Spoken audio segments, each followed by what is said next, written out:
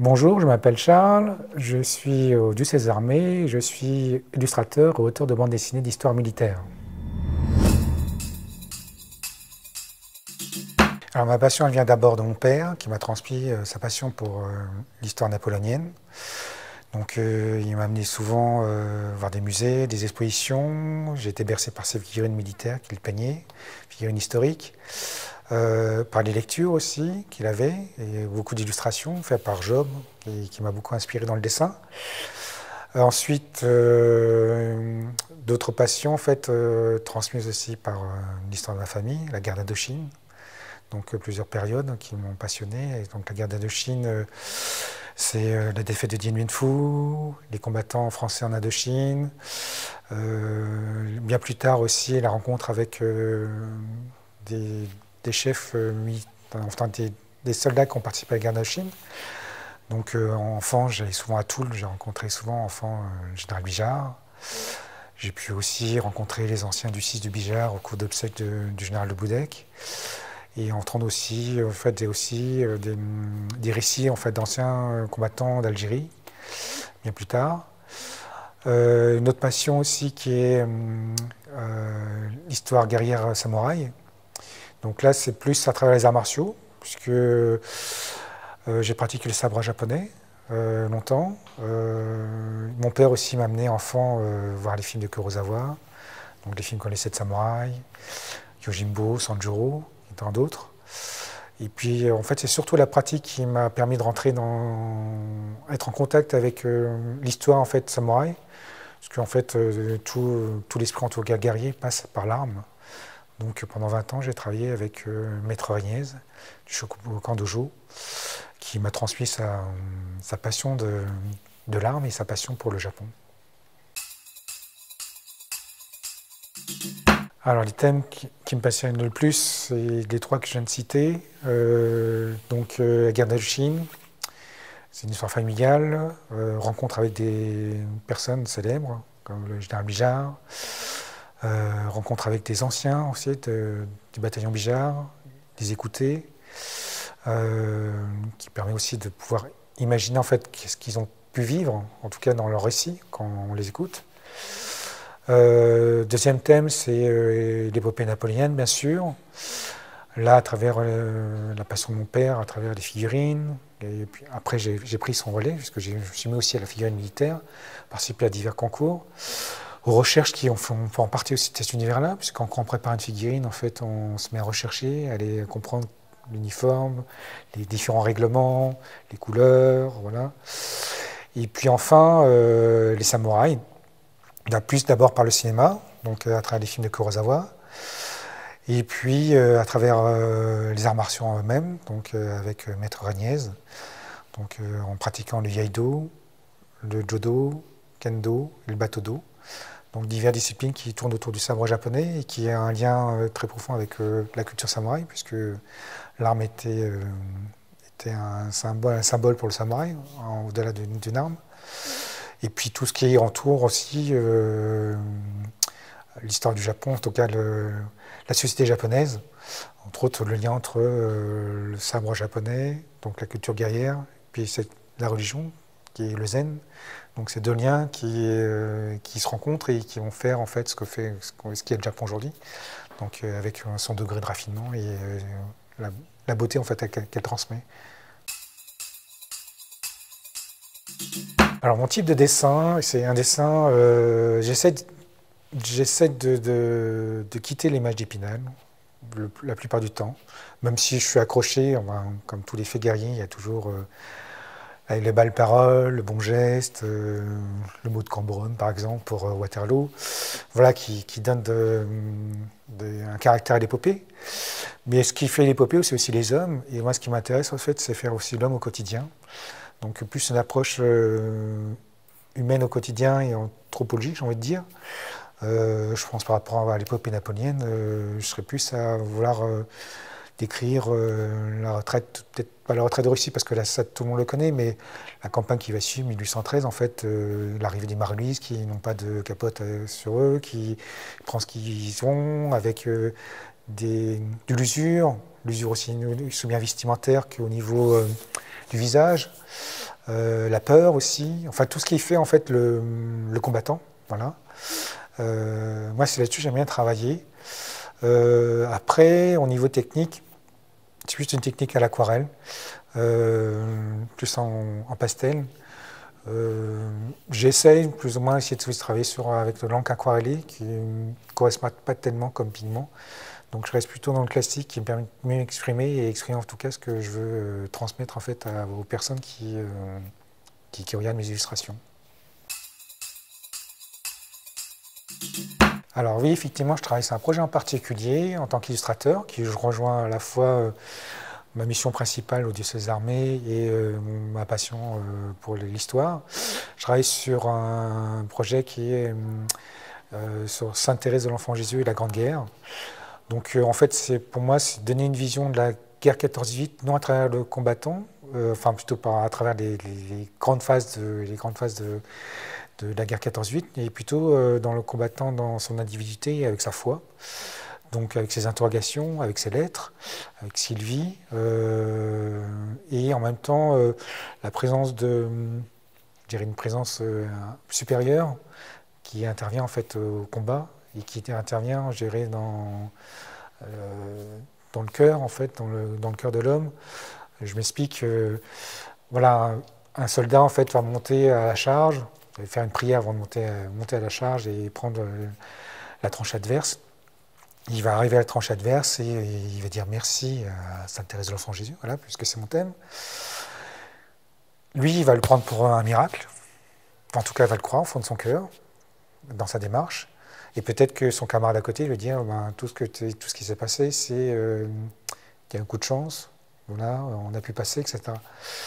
Et là, en fait, voilà, c'est là où ce qui m'intéresse dans ce thème, c'est en fait ce que ressent l'homme en fait, au moment où il s'élance. Il a un acte de foi, de confiance, et il va jusqu'au bout de sa mission et arrive en fait à la tranchée. Et le message en plus qui est derrière reste d'actualité, puisque aujourd'hui on peut se dire si une intervention divine dans le cas de Sainte Thérèse de l'Enfant Jésus a pu intervenir dans une période aussi absurde qu'à la guerre 14-18, en pleine boue et en plein, pour reprendre le titre de Junger, Un orage d'acier, voilà. D'autant plus aujourd'hui, nous en temps de paix, voilà, une intervention de Thérèse peut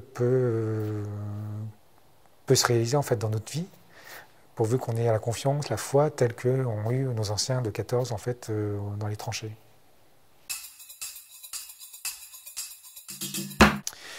Alors aujourd'hui, le dessin pour moi, le dessin comme dans son côté large, illustrateur, bande dessinée, enfin tout ce qui est rapport avec le dessin, qui peut être aussi la peinture, parce qu'on a aussi les peintres armés qui participent à faire connaître l'histoire militaire actuelle ou ancienne. Pour moi, c'est une porte d'entrée. En fait, c'est une porte d'entrée qui permet aux personnes de découvrir divers aspects de notre histoire passée ou actuelle, en tant que des histoires militaires.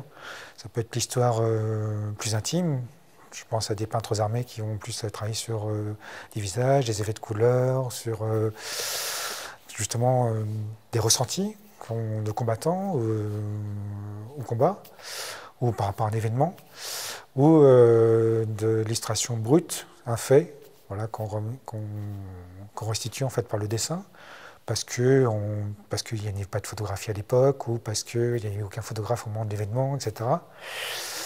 Et puis aussi par la bande dessinée, donc par la narration, qui permet en fait au lecteur de pouvoir suivre en fait un événement continu dans son ensemble, à travers une histoire. Donc ça, c'est une porte d'entrée qui permet en fait d'aller plus loin, c'est-à-dire que prenez un exemple sur l'épopée napoléonienne, on va prendre qu'est-ce qu'il y a comme album sur l'épopée napoléonienne, on va prendre La gloire des aigles, par exemple, qui vient de ressortir, le troisième tome. Voilà, en fait, la personne va en fait découvrir en fait une histoire peut-être fictive sur l'épopée napoléonienne, mais au-delà de l'histoire, en fait, derrière il y a un fond historique qui va lui permettre en fait de dire tiens, si je faisais le deuxième pas, c'est comprendre quel est le fond historique, qui était Napoléon, pourquoi nos soldats étaient là, dans quelles circonstances. Et au fur et à mesure, il y a un effet boule de neige qui fait que au-delà de Napoléon, ça va être une époque, ça va être une société, ça va être des personnages, qui ne sont pas forcément sur la bande dessinée ni sur l'illustration. Voilà, c'est selon la sensibilité. Donc je ne sais pas, par exemple, des personnes vont être plus attirées par l'aspect historique militaire, mais après sur l'aspect, je veux dire, peut-être relations extérieures. Donc on va voir du côté de Talleyrand, de Colincourt, enfin, parmi les hommes qui ont servi d'Apollon, ou après ça va être plus attiré par des hommes, des maréchaux, voilà.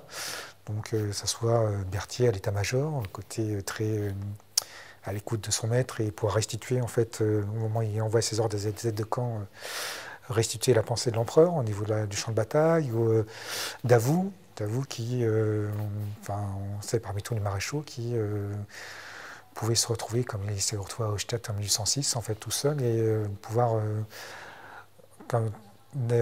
commander ses divisions et pouvoir en tout cas s'en sortir sans l'ordre de Napoléon.